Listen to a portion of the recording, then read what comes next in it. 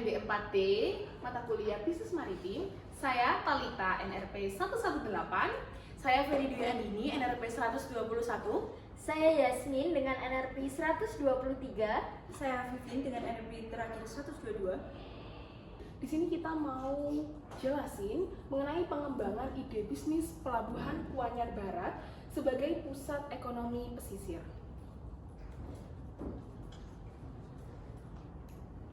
Oke, sebelumnya ada latar belakang dan tujuan observasi.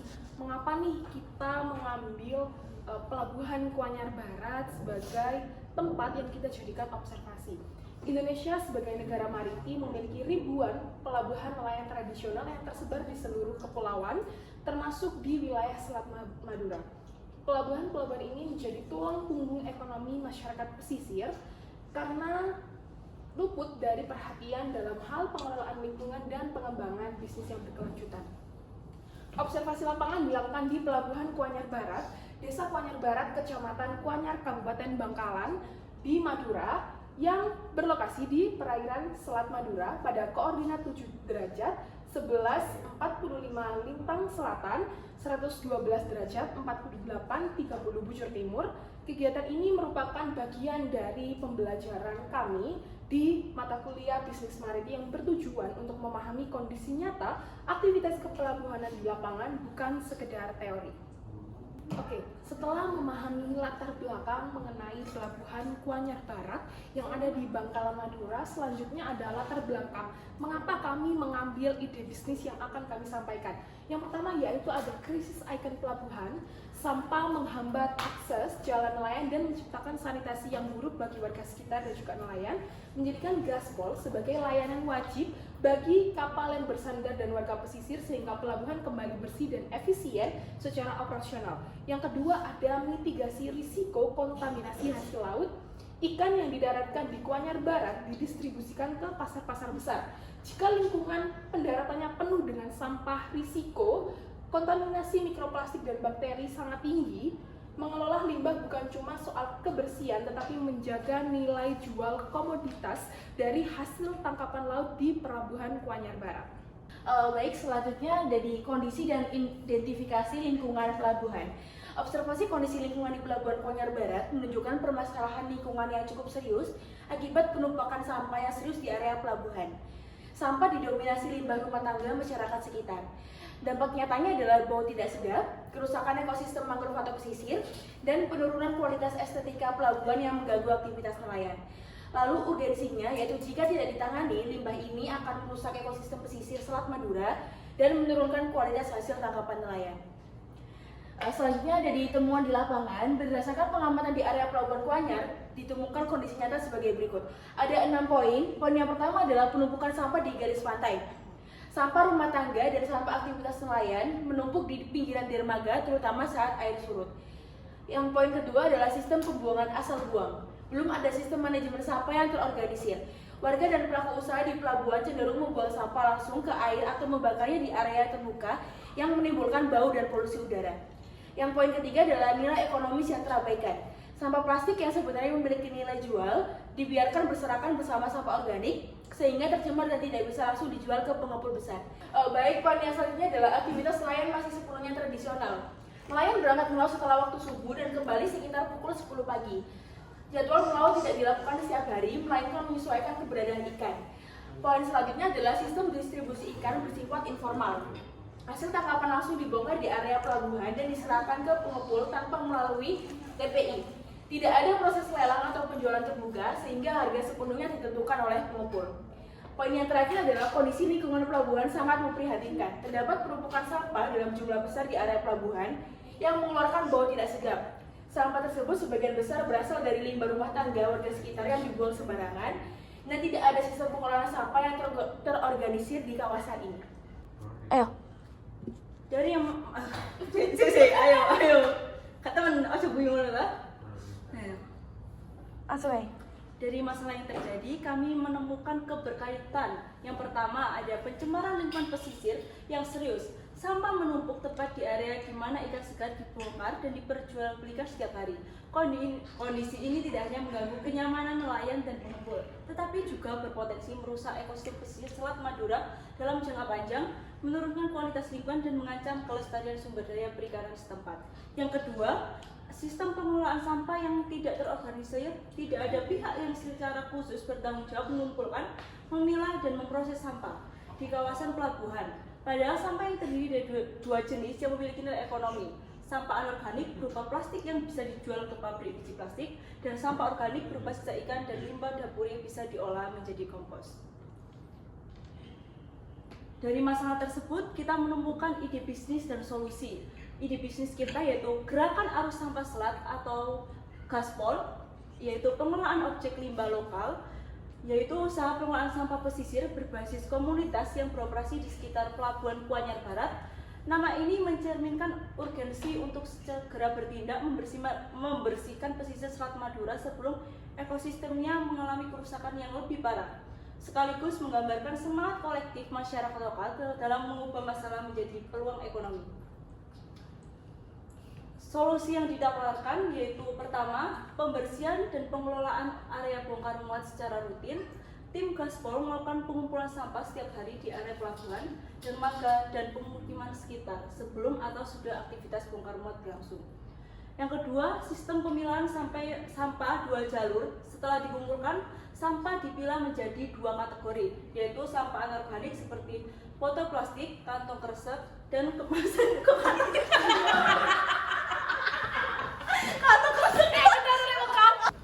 Nah, di sini solusi yang ditawarkan yang pertama adalah pembersihan dan pengelolaan area bongkar muat secara rutin.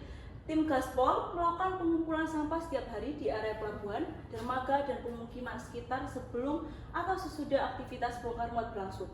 Yang kedua, sistem pemilahan sampah dua jalur, yaitu sampah setelah dikumpulkan, sampah akan dipilah menjadi dua kategori, yaitu sampah anorganik seperti botol plastik, kantong kresek, dan kemasan plastik dikumpulkan, dipres, dan dijual per kilogram.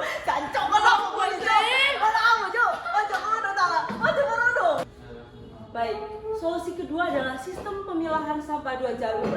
Setelah dikumpulkan, sampah dipilah menjadi dua kategori, yaitu sampah anorganik seperti botol plastik, kantong kresek, dan kemasan plastik dikumpulkan, dipres, dan dijual per kilogram kepada pengepul biji plastik atau pabrik daur ulang yang aktif beroperasi di wilayah Jawa Timur. Yang kedua, yaitu sampah organik seperti sisa ikan, cangkang kerang, dan limbah dapur dikumpulkan dan dijual kepada pengepul, kompos, atau dalam tahap pengembangan dapat diolah sendiri menjadi pupuk organik untuk dijual langsung kepada petani dan pengebun di sekitar wilayah Bangkalan. Yang terakhir adalah pemberdayaan warga lokal. Di sini, tim Gaspol melibatkan warga sekitar pelabuhan sebagai tenaga pemilah dan pengepul sampah, sehingga bisnis ini sekaligus menciptakan lapangan kerja baru bagi komunitas yang selama ini bergantung pada sektor perikanan saja. Oke, poin yang selanjutnya yaitu target pasar dan segmentasi. Gaspol sendiri memiliki dua sisi pasar yang berbeda, yaitu pasar pembeli hasil sampah terpilah dan pasar penerima manfaat layanan kebersihan.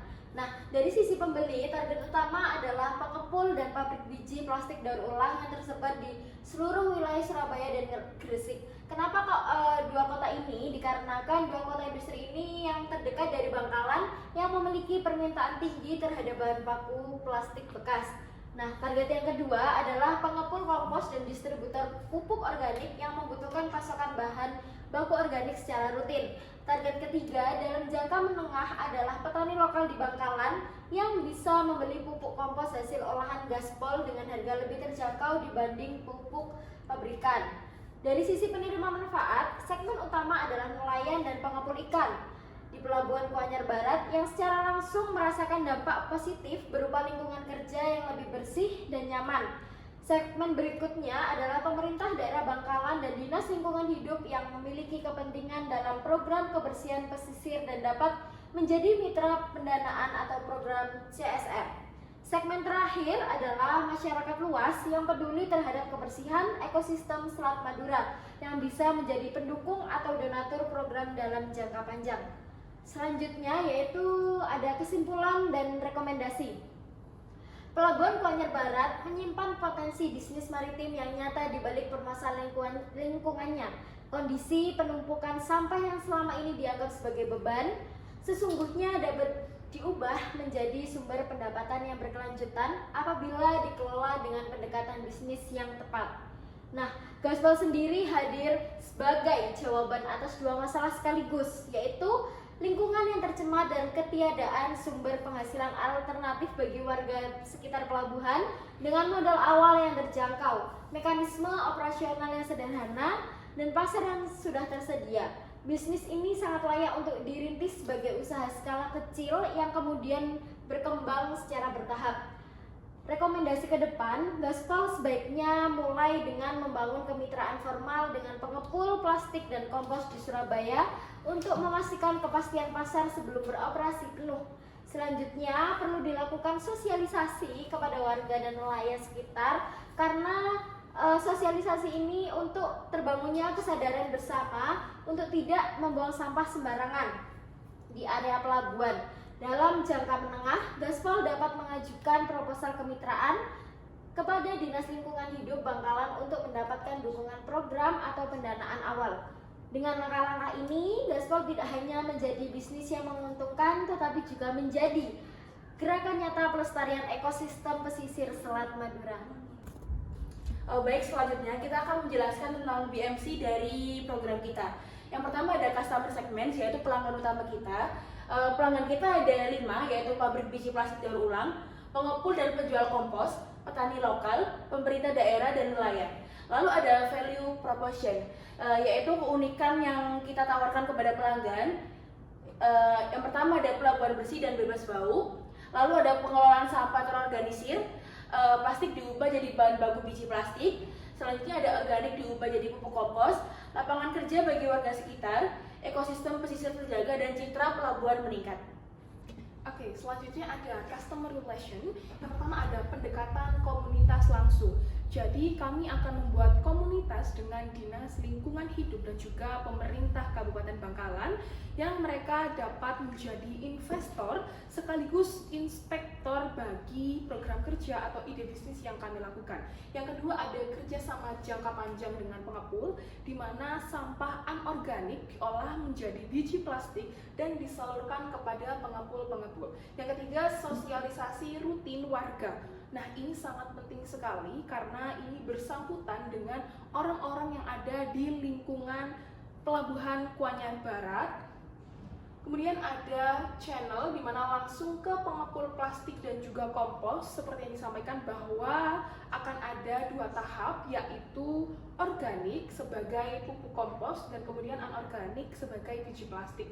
Kemudian koordinasi via kelompok nelayan dengan nelayan-nelayan di sekitar Pelabuhan Kuanyar Barat. Selanjutnya ada WhatsApp dan komunikasi langsung.